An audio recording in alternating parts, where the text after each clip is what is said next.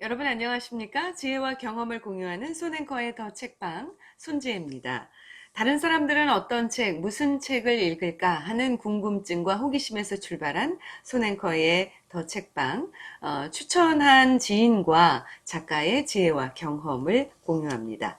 오늘은 지인편으로 카톨릭대학교 대전 성모병원 치과 김진 교수께서 추천해 주신 류시화 시인의 신이 쉼표를 넣은 곳에 마침표를 찍지 말라를 소개해 드립니다.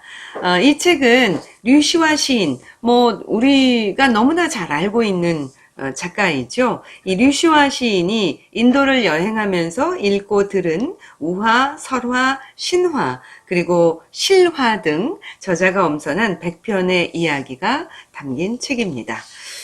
오늘은 그 세 번째 시간으로 영국인들의 인도 식민 지배 시절에 일어난 일에서 우리에게 어떤 사고의 전환을 할 수 있는 지혜가 담긴 원숭이가 공을 떨어뜨린 곳에서 다시 시작하라 라는 내용을 소개합니다.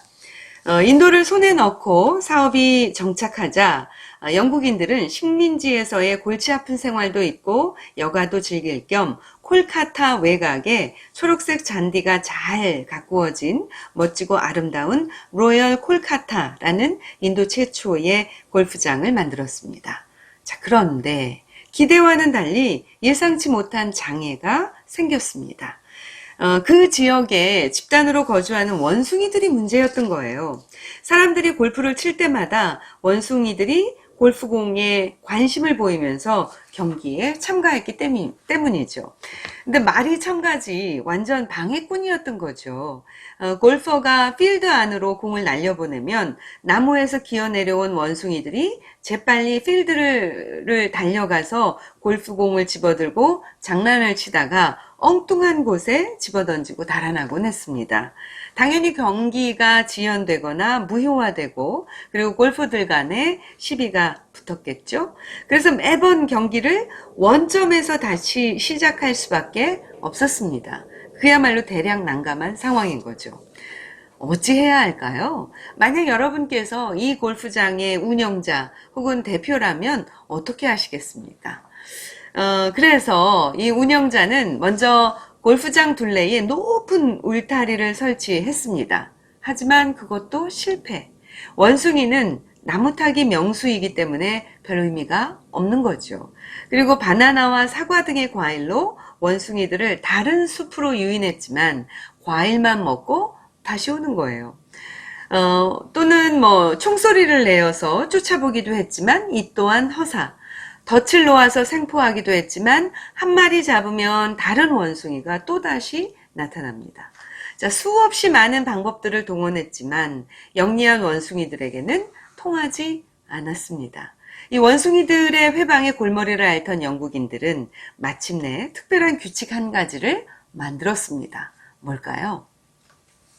바로 제목입니다. 원숭이가 공을 떨어뜨린 그 자리에서 경기를 다시 시작한다. 그러니까 원숭이들로 인한 장애물에 화를 내고 경기를 포기하기보다 상황을 받아들여서 새로운 놀이 규칙을 창조한 것이죠. 그러니까 원숭이라는 예상 밖의 변수가 경기에 뒤지고 있던 사람들을 승리하게 만들기도 하고 또 이기고 있다고 자만하는 사람을 무릎 꿇게 하기도 했던 거죠. 홀컵에 정확히 떨어뜨리는 행운을 맛보는 사람도 생겼고요. 원숭이들 덕분에 경기에 묘미가 더해졌고 그 결과 로얄 콜카타의 골프장의 골퍼들은 한층 재미있는 골프를 즐길 수 있게 되었습니다. 자, 류시화 시인은 이렇게 얘기를 합니다. 삶에서 일어나는 일들이 이 특별한 골프장에서 일어나는 일들과 별반 다르지 않다는 거죠. 여러분은 어떻게 생각하세요? 좋은 운도 있고 나쁜 운도 있고 삶이라는 놀이의 결과를 완전히 통제하는 것은 불가능하다. 이렇게 얘기를 합니다. 동의하십니까? 그러면서 이런 얘기를 해요.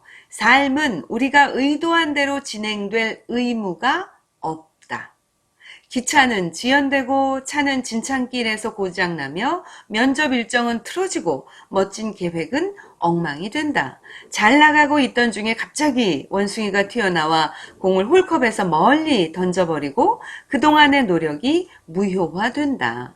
그럴 때 우리는 절망하고 자신과 타인을 비난하며 운명을 탓한다. 자신이 이 경기에 적합하지 않기 때문이라며 포기하려는 마음까지 먹는다. 그러나 삶은 우리의 계획을 따르지 않기 때문에 오히려 놀라운 일이 가능하다. 신이 쉼표를 넣은 곳에 마침표를 찍지 말아야 한다. 코스마다 매번 긴 꼬리 원숭이가 튀어나와서 골프공을 엉뚱한 곳으로 던져놓는다. 불공정해 보이지만 그것이 인생이라는 경기이다. 그럴 때 우리가 해야 할 일은 원숭이가 공을 떨어뜨린 지점에서 다시 시작하자.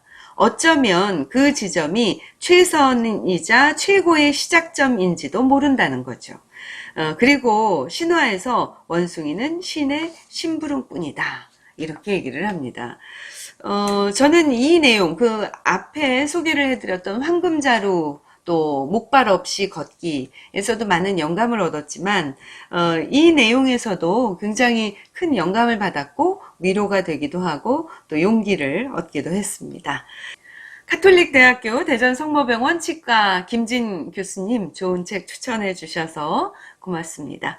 류시화 시인의 신이 쉼표를 넣은 곳에 마침표를 찍지 말라 중에서 원숭이가 공을 떨어뜨린 곳에서 다시 시작하라를 소개해 드렸습니다. 지혜와 경험을 공유하는 손앤커의 더 책방 구독과 좋아요도 꼭 눌러주세요. 고맙습니다. 지금까지 손지혜였습니다.